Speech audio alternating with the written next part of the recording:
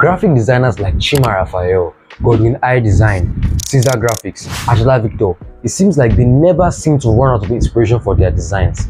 In fact, no matter what niche they are working in, they always make awesome designs and they never lose inspiration, and they're always making designs that look awesome.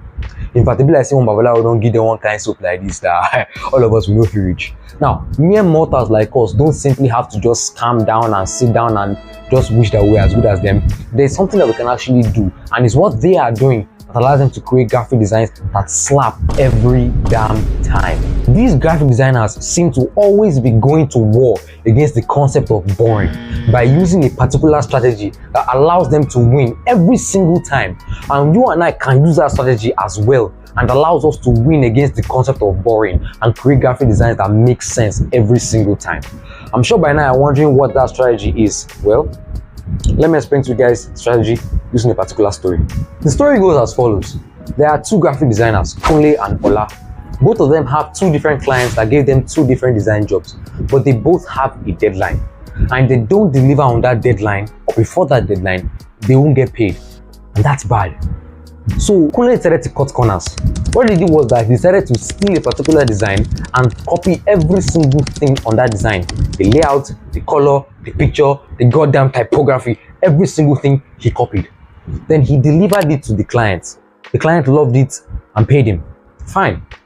But then Ola was smart. He did what Kunle did, except instead of stealing from one design, he gathered multiple different designs and stole aspects or elements from each of them and combined them into his own design. He delivered it to the client, and the client loved it, called it a masterpiece, paid him times 10 of what he initially planned to pay him, and then gave him some even referrals, gave him some extra customers. Now, if you are smart, I'm sure you would have been able to pick out a strategy based on this story that I've already told you. But if you can't, let me explain to you. Kunle stole, but Ola did the strategy, and the strategy is steal with sense. Now, I'm sure many of you will be wondering, Bossy, what the fuck do you mean by stealing with sense? Well, it's actually very simple. Stealing with sense is basically you taking different designs from the niche you have been paid to design for, and a few other designs that don't relate to what you're designing for, then taking elements from each of them and then combining them into your own design. I want you to think of these elements that you're stealing as body parts, arms and legs. Body parts that you are stealing from these different random people, in this case the designs. Then your job is now to mishmash these body parts together into a balanced Frankenstein's monster. And in this case, your Frankenstein's monster is a beautiful brand new design and not a zombie. Just make sure that what you are stealing from each element of the design work well together, otherwise you create Frankenstein's monster that actually looks like Frankenstein's monster. Speaking of Frankenstein's monster, if you don't want to create Frankenstein's monster in your designs, I recommend you like this video, subscribe to the page and hit the notification bell so that your designs will always look beautiful and you won't be like Kunle over there.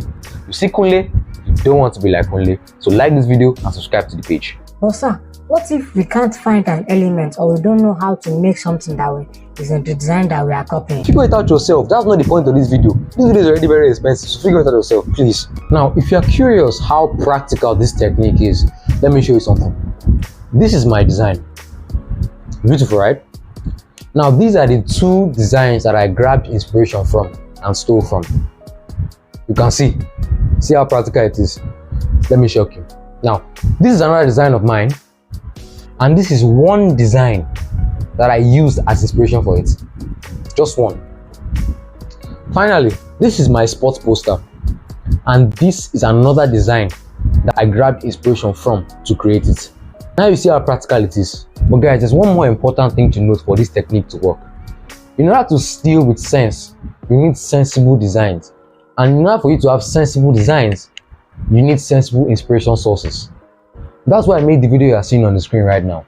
In this video, I go over 5 awesome inspiration sources for graphic designers, and with these inspiration sources, you'll never run out of inspiration ever again, and you'll be able to steal with sense every single time you want to make an awesome design. So I'll see you on the other side, guys.